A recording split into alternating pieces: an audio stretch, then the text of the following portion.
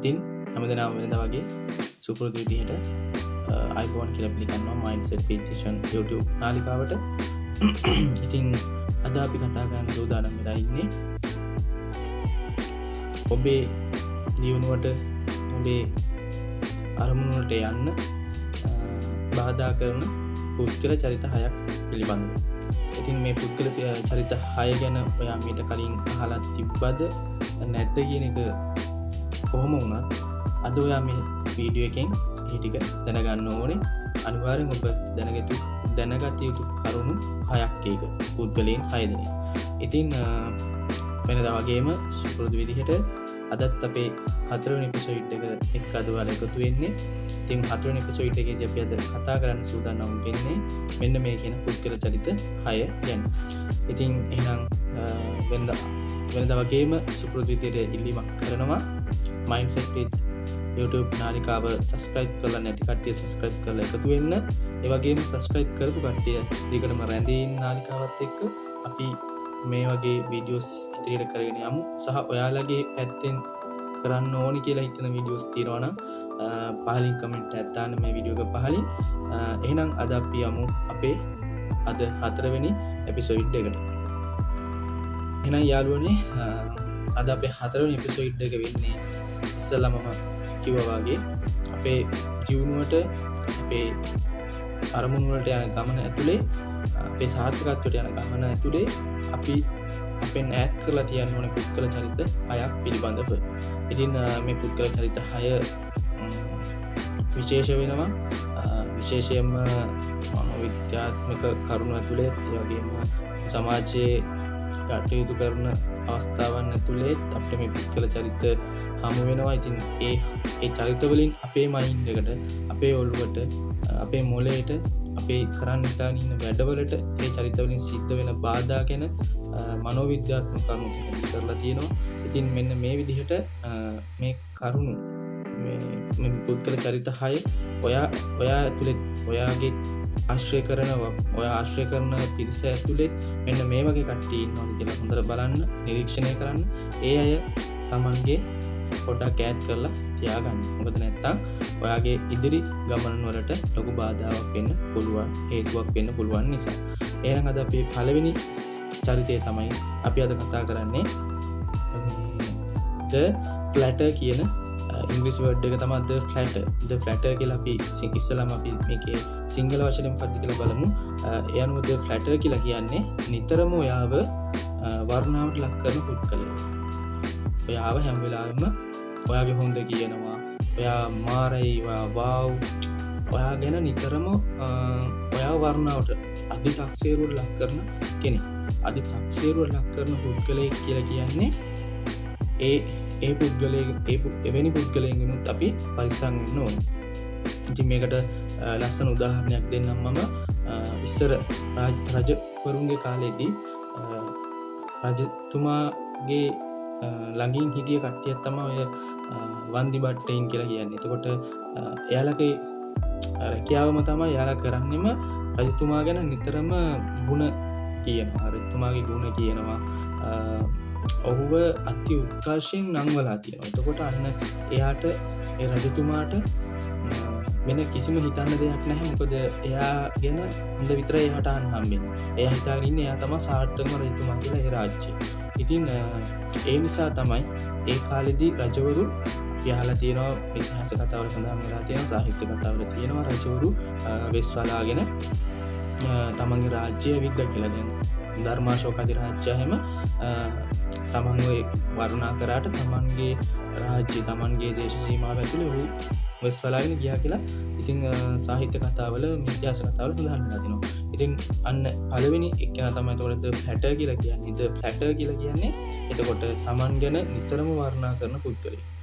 දැන් අපි අදට මේක ගත්තොත් එහෙම ඔයාව හැම වෙලාවෙම වර්ණනා කරන අඩෝඹ මාරු චරිතයක් බං, ඔබ මෙහෙමයි, ඔබ ගැන මෙහෙම කතා වුණා, ඔබ මෙහෙම වැඩක් කරලා තියෙනවා, ඒක සුපිරි, මේ ඒ වගේ නිකන් අර ඔයාව අතිතක්සේරුවෙන්, ඔයාටත් නැති විදිහට ඔයාව අතිතක්සේරුවෙන් වර්ණනා කරනවා. ඒක ඇතුලේ තියෙන්නේ අර ඔයාට එන ප්‍රශ්න අභියෝග ඔයා ගැන හොයාගෙන යන එක නතර වෙනවා. එතකොට ඔයා දන්නේ ඔයාට ඇත්තටම මෙහෙම දෙයක් සමාජය තුලේ තියෙනවද නැති කියන එක ඔයා දන්නේ නැහැ. නමුත් ඔයාර ඒ ඔයාව අධිතක්ෂේරුන් වර්ණනා කරන කෙනා කියන දේවල් අහගෙන ඔයා ඇත්තටම ඉන්නවා. ඔයා හිතාගෙන ඉන්නේ තාම මං ගැන එහෙම කෙනෙක් තමයි.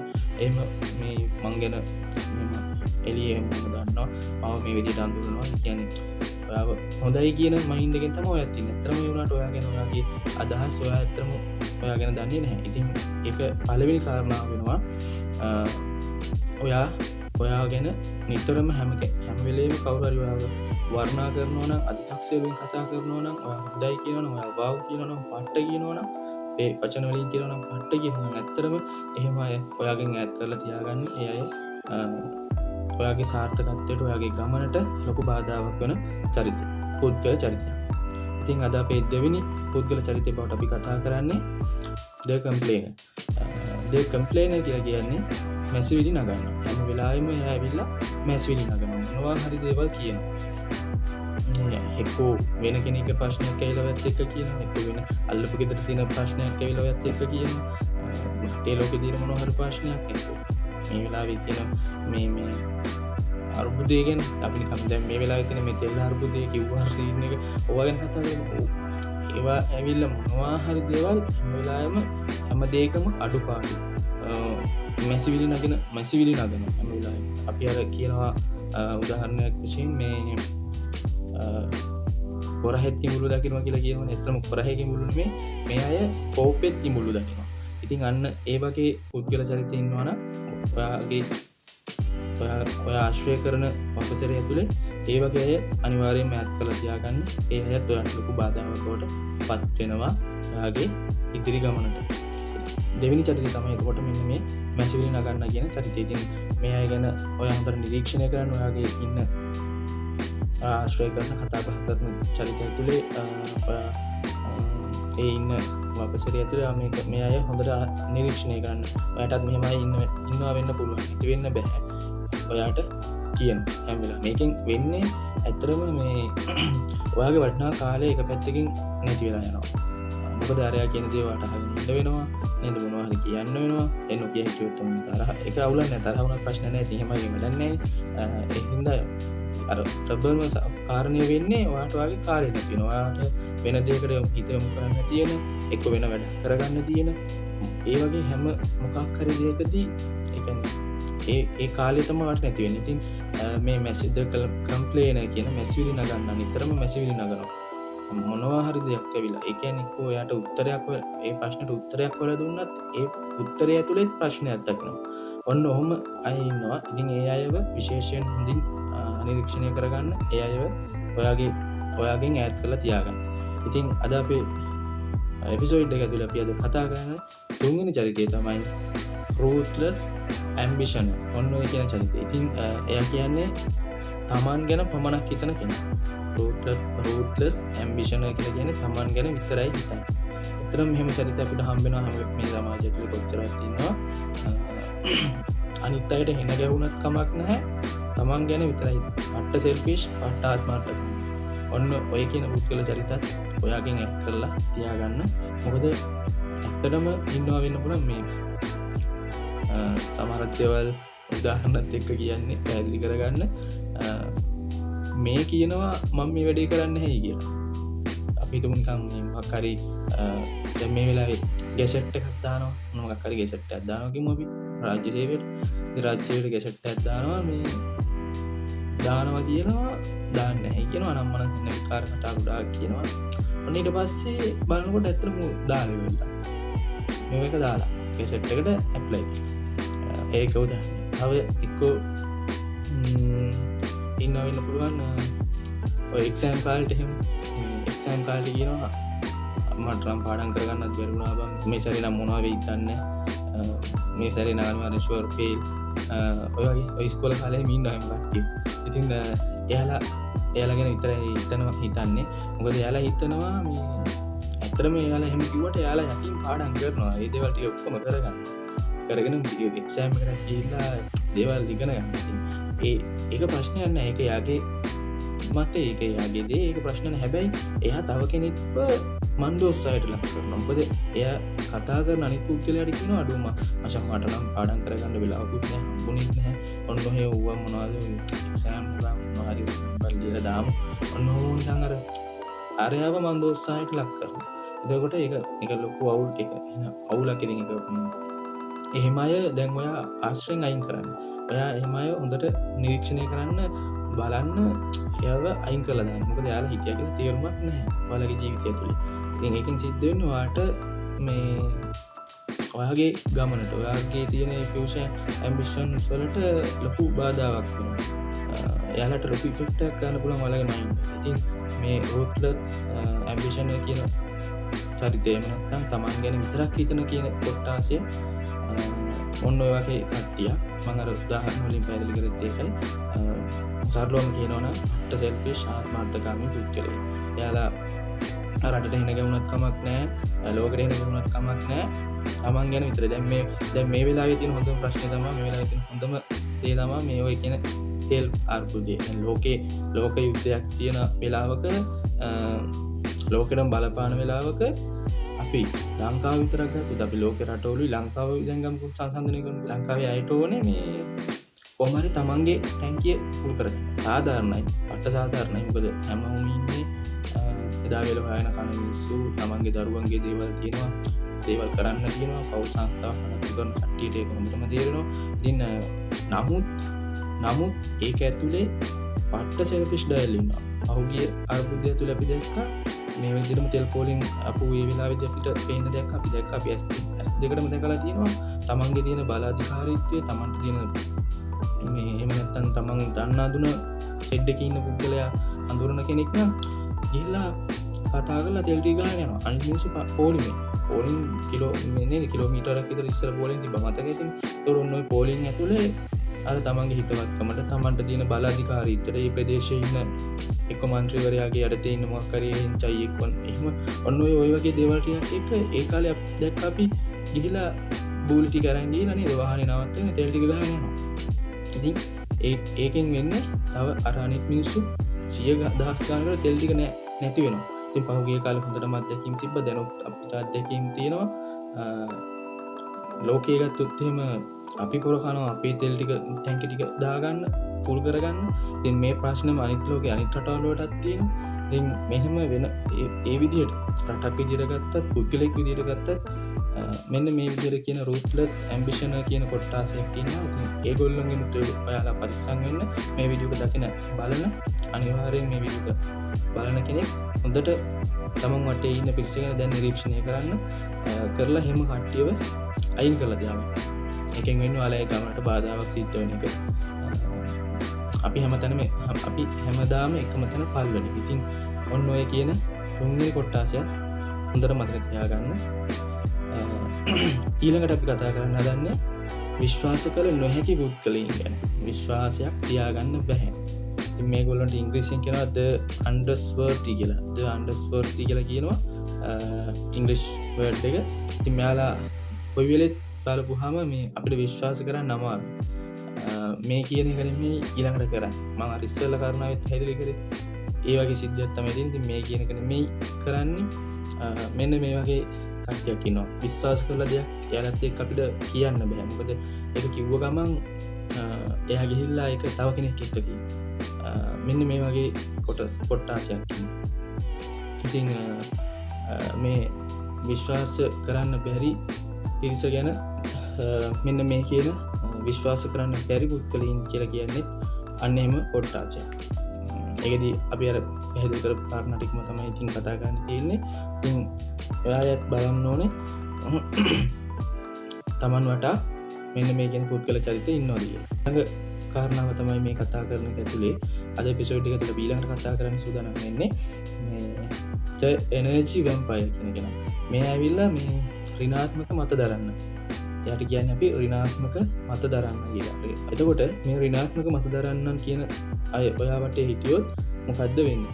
ඔයත් නිකම්ම ඉබේම ඔයා දන්නේම නැතුව ඍණාත්මක මත දරන්නෙක් බවට පත් වෙනවා. අර කතාවක් තියෙනවනේ මේ බూరు ගහන තැන හිටියත් එකයි බూరు ගැහුවත් එකයි. ප්‍රශ්නයක් නැහැ. අනිවාර්යෙන් අල්ලගෙන යනවා. ඒ වගේ සිද්ධියක් තමයි තියෙන්නේ. ඒ අයත් එක්ක හිටියත් නැතත් එයත් එක හිටියත් ඔයා රිනාත්මක වෙනවා. ඒ අයගෙන් ආශ්‍රය කරලා එය ඇත් කරා ඇත් කරන්න නැතුව තියන් හිටියත් ඔයාට නිකම් ඔයා දන්නේ නැතුව නිකම් රිනාත්මක පුද්ගලයෙකුට පත් වෙනවා. ඉතින් මෙන්න මේ කියන පුද්ගලයාව අනිවාර්යයෙන්ම ඔයාගේ ජීවිතයෙන් ඈත් කරන්න ඕන පුද්ගලෙක් ළඟ තියාගන්න ඕනේ නැති කෙනෙක්. මොකද එයා හැම වෙලාවෙම හැම දෙයකම නෙගටිව් දෙයක් දකින්න. ඔයා ව්‍යාපාරයක් ආරම්භ කරන්න හදුවොත් ඔයාට කියනවා මේක මේ වෙලාවේ සික් නෑ නේද, මේක දැන් කරලා හරියන්නේ නැහැ, මේ වෙලාවේ මේ බිස්නස් එක නෙමෙයි කරන්න පුළුවන් වෙන බිස්නස් එකක් ඔයා බලන්න, මේ වෙලාවේ ඔකට යොදවන මුදල් අපරාධි අපතේ යන්න පුළුවන්. නැත්නම් ඔයා පාඩම් කරන කෙනෙක් නම් ඔයාට කියන්න පුළුවන් ඕ පාඩම් කරලා ගම්වල ඇත්තටම ඉන්නවනේ හම්බෙනවනේ, කවුද බං කැම්පස් ගිහිල්ලා හරිද හරි ගියේ ඔහොම කියනවා. ඇත්තටම කියනවා නෑ කියනවා කැම්පස් ගිහිල්ලා හරිද බං හරි ගියේ ඊළඟට පාඩම් කරලා එක්සෑම් වල ගිහලා මොනවා කරන්නද කෝරටේ රස ඒවට තියෙනවා වෙන වෙන ප්‍රශ්න. කැම්පස් ගිහලා ඉගෙන රස්සා නැත්නම් ඒකට තියෙන වෙන ප්‍රශ්න. ඒ මේ රටේ තියෙන ප්‍රශ්න. ඒකටත් මොකක්ද හේතුව කියන එක අපි පස්සේ කතා කරමු. ඒකටත් ප්‍රශ්න ඒකටත් හේතු තියෙනවා. ඒත් ඇවිල්ලා මේ කාලයක් තිස්සේ අපි මේ රට අරන් ගිහලා තියෙන විදිහ. ඒ අර්බුද වලට උත්තර නැති ප්‍රශ්නයක් තමයි ඒ තියෙන්නේ. එතකොට කොයි වෙලාවකවත් කැම්පස් ගියා කියලා මිනිහෙක්ට පාඩු වෙන්නේ නැහැ. ඒක තමයි අංක 1. එයා ඉගෙන ගන්න. එයා මුළු විශ්වයම ගවේෂණය කරන පුද්ගලයෙක් වඩ පත් වෙනවා. එතකොට හැබැයි අර ඍණාත්මක පුද්ගලයන් ඔයාට කියනවා කැම්පස් ගිහලා කාටද හරි ගියේ. ඉගෙනගෙන කාටද හරි ගියේ. ඔය රජයේ රැස්සා කරා කියලා වැඩක් නැහැ. තේරුමක් නැහැ. ඊට වඩා ප්‍රයිවට් සෙක්ටර් එක හොඳයි. කතාව සාධාරණයි හොඳයි. හැබැයි අපි කරන්න ඕනේ රජයේ රස්සාවක් ඒ දැනට ගේන්න ඕනේ. ඒ වෙනුවෙන් නීති ඒ දේවල් හදන්න. ඒක වෙනම කතාවක්. ඉතින් අර මං කියන්න උත්සාහ කරන්නේ අපි මොනවා හරි දෙයක් කරනකොට ඒක ඇතුලේ මොනවා හරි අඩුපාඩුවක් දැකලා කරන්න ඔයාව පහතට නැත්තම් අදින්න උත්සාහ කරනවා. මන්ද උත්සාහයට ලක් කරනවා. ඉතින් මෙන්න මේ කියන පුද්ගල චරිතයත් නැත්තම් නෙගටිව් පර්සන් ඍණාත්මක පුද්ගලයන් ඔයා ආශ්‍රය කරන අපසරය ඇතුළේ තියෙනවා නම් අයින් කරන්න. තියාගෙන ඉඳලා වැඩක් නැහැ අයින් කරන්න. මම කෙලින්ම කියන්නේ අයින් කරන්න කියලා වැඩක් නැහැ. ඒකයි. එයයි අපිව හැම වෙලාවෙම පස්සට අදින එක විතරයි කරන්නේ. අපි දෙයක් පටන් ගන්න හදනකොටම යාලත් ඒක කිව්ව ගම අපිත් ඒකෙන් වැටෙනවා. ඔව් නේද මේක කරත් හරියන්නේ නැති වෙයි. මේක මෙහෙම වෙයි. එහෙම දේවල් අපිත් හිතලා ඒ වැඩේ අපි පටන් ගන්නවත් නැහැ. ඒක කරන්න පුළුවන් වේද කියලා අපි හිතන්නේත් නැහැ. මොකද්ද මේ එකපාරක්වත් අපි කියන්නේ දශමයක්වත් අපි try කරන්නේ නැහැ. මොකද අරයා කියපු කතාව අහගෙන අපිත් හිතනවා ඔව් නේද මේක මේ වෙලාවට කරලා හරියන්නේ නැති වෙයි. ඔන්න ඔය වගේ දේවල් ඉතින් අපි සිද්ධ කරනවා. ඒ නිසා ඔන්න ඔය කියන පුද්ගල කණ්ඩායමත් අපෙන් දුරස්ස තියන්න ඕනේ කියන යෝජනාව තමයි මම කරන්නේ. ඉතින් ඊළඟට අද අපේ එපිසෝඩ් එක ඇතුලේ අවසාන පුද්ගලයා තමයි අපි අද කතා කරන්නේ. එයා ඇවිල්ලා එයාට කියන්නේ the gossiper අනුන් ගැන කියවන කෙනා. අනුන් ගැන කියවනවා කියලා කියන්නේ පේන බලන එයාගේ ජීවිතය ගැන කියන කෙනා නෙමෙයි. කපුව නෙමෙයි. the gossiper කියලා කියන්නේ හැම වෙලාවෙම නිතරම ඇවිල්ලා අනිත් අය ගැන කියන්නේ. එයා අනිත් අයගේ තියෙන අඩුපාඩු කියනවා. අනිත් අයගේ දේන වැරදි කියනවා. ඒ ඇවිල්ලා ඔයත් එක්ක කියනවා. එතකොට අර මං අතන අර දෙවෙනි එකෙන් කිව්වා වගේ ඔයාගේ කාලේ තමයි නැති වෙන්නේ. එතකොට සහ ඔයා ඒ පුද්ගලයා දිහා බලන ඉමේජ් එක ප්‍රතිරූපය ඔයාගෙත් බින්දෙනවා. ඔයත් විශ්වාස කරන්න පුළුවන්. එතකොට අර ඒ වගේ පුද්ගලින් ඇවිල්ලා අනුන් ගැන කියවනවා. the gossiper කියන පුද්ගලින් ඇවිල්ලා ඔයත් එක්ක තව කෙනෙක් ගැන කියනවා. ඒ කියනක ඔයත් විශ්වාස කරනවා. එතකොට ඔයා ඒ කියන පුද්ගලයා ගැන තියෙන ඉමේජ් එකත් ඔයාගෙත් බින්දෙනවා. ඒකෙන් ඔයාට හොඳ පුද්ගලෙක් අහිමි වෙන්න පුළුවන්. සහ ඔයාගේ වටිනා කාලය නැති වෙනවා. ඔයත් තිබේම දන්නේම නැතුව නිකන් gossiper type එකකට වැටෙනවා. ඉතින් මෙන්න මේ කියන පුද්ගලයා ඔයාගෙන් ඈත් කරලා තියාගන්න ඕනේ. ඉතින් විශේෂයෙන්ම හොඳට බලන්න දැන් අපි කතා කරා පුද්ගලින් 6 දෙනෙක් ගැන. මේ පුද්ගලින් 6 දෙනා ඔයා වටත් ඉන්නවනම් අනිවාර්යෙන්ම ඒ අයව ඔයාගෙන් දුරස් කරලා තියාගන්න කියන යෝජනාව තමයි කරන්න තියෙන්නේ. ඒක ඔයාට ලොකු බාධාවක්, ලොකු අවහිරතාවයක් වෙනවා. ඔයාගේ ටාගට්ස් වලට, ඔයාගේ තියෙන අරමුණු වලට ඔයාගේ තියෙන ඉලක්කවලට යන්න. ඉතින් ඒ අනුව ගත්තහම දැන් අපි පළවෙනිට කතා කරපු පොඩි සාරාංශයක් කියලා හදාගත්තොත් එහෙම පළවෙනිට කතා කරේ මේ අතිශෝක්තියෙන් වර්ණනා කරන කෙනා. ඊළඟට මැසිවිලි නගන කෙනා. ඊළඟට අපි කතා කරේ තමන් ගැන විතරක් හිතන පුද්ගලයෙක්. ඊළඟට අපි කතා කරා විශ්වාස කර නොහැකි පුද්ගලයන්. තවත් අපි කතා කරා ඍණාත්මක පුද්ගලයන්. ඊළඟට අපි කතා කරා හැම වෙලාවෙම අනුන් ගැන කියවන the gossiper කියන type එකකින් පුද්ගල ගැන. එතකොට ඉතින් අද අපි පුද්ගලයන් 6 දෙනෙක් ගැන කතා කරලා තියෙනවා.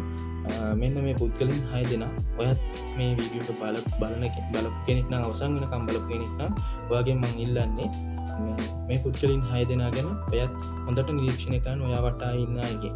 ඉතින් එහෙම ඉන්න අය ඉන්නවනම් ඔයාව වහාම කියන්නේ ආය වෙන ඇදකුදල කියන්න තියෙන කෙලින්ම වහාම අයින් කරලා තියාගන්න.